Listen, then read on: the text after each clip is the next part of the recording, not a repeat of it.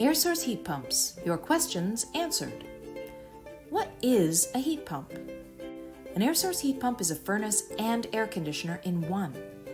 In the winter, a heat pump draws warmth out of the air and pumps it into your home to keep you cozy, and in the summer it reverses and works as an air conditioner, drawing heat out of your house and leaving it cool inside.